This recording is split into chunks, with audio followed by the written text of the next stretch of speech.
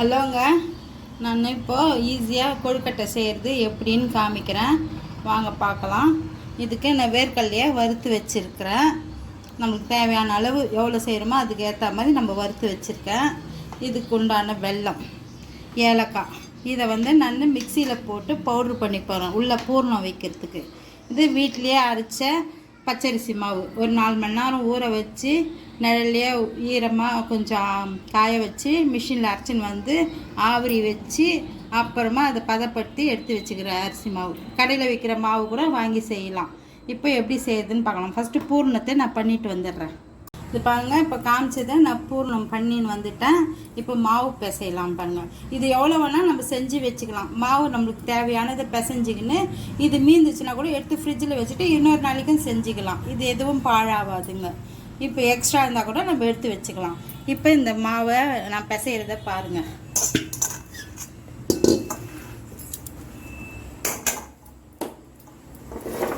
இந்த மேல் மாவுங்க, இது கொஞ்சம் நம்ம சால்ட்டு மேலே சேர்த்துக்கலாம்.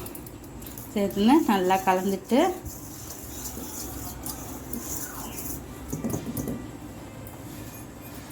சுடு தண்ணி கொதிக்க வச்சுருக்கேங்க. அதில் ஒரு 2 ஸ்பூன் ஆயில் விட்டுருக்கேன். இப்போ இதில் கொஞ்சம் கொஞ்சமாக ஊற்றி நான் கலர்றேன் பாருங்கள்.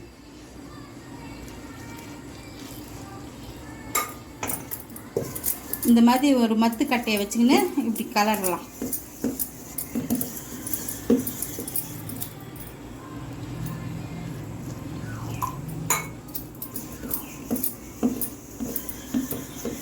கை வைக்க முடியாது, சூடு தண்ணி, ரொம்ப கொதிக்கிற தண்ணிங்க.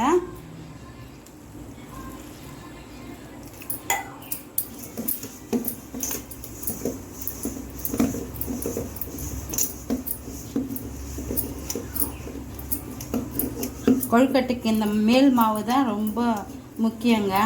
இந்த பாருங்க எப்படி சேர்ந்து திரண்டு வருது. இப்போ காமிக்கிறேன்.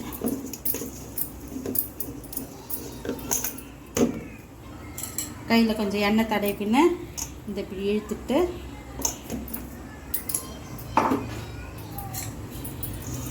சூடு கொஞ்சம்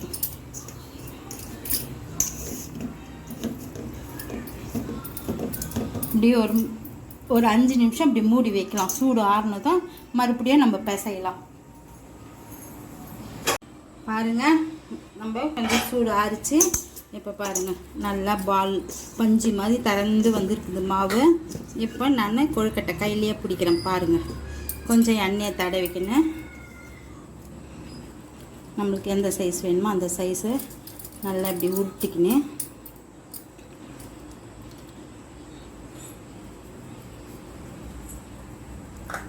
இந்த மாதிரி கப்பு மாதிரி செஞ்சுக்கணும்னா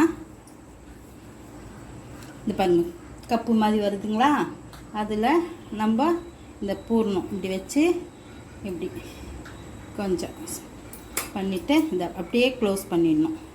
க்ளோஸ் பண்ணிவிட்டு இதெல்லாம் இப்படி அழுத்தி விட்டுட்டா க்ளோஸ் ஆகிடுதுங்களா.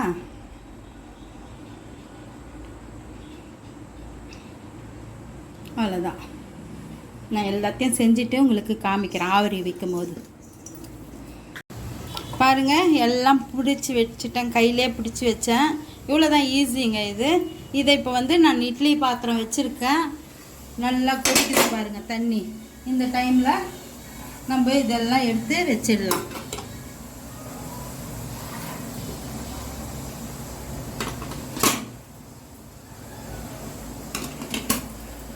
ஒரு 10 நிமிஷங்க இதுக்கு டைம் கொடுக்கலாம். வெந்து வந்ததும் காமிக்கிறேன்.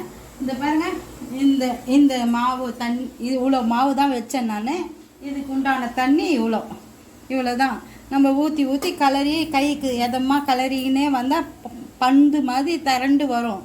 அந்த ஸ்டேஜில் நம்ம தண்ணி விடுறதை நிறுத்திடலாம். பாருங்கள், 10 நிமிஷம் ஆச்சு. இப்போ நம்ம ஓப்பன் பண்ணலாம்.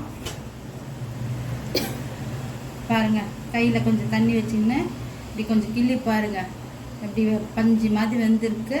இப்போ நம்ம கேஸ் ஆஃப் பண்ணிவிட்டு ஆறுனதும் எடுக்கலாம். பாருங்கள், நல்லா சாஃப்டாக வந்துடுச்சு. இதை மறுநாள் சாப்பிட்டா கூட மெத்துன்னு தான் இருக்கும், ஒன்றும் ஆகாது. இப்போ உங்களுக்கு நான் கட் பண்ணி காமிக்கிறேன் பாருங்கள். இது பாருங்கள் எவ்வளோ நல்லா ஜூஸியாக இருக்குது. உள்ள வெத்துன்னு இருக்குது, சாஃப்டாக இருக்குது பாருங்கள்.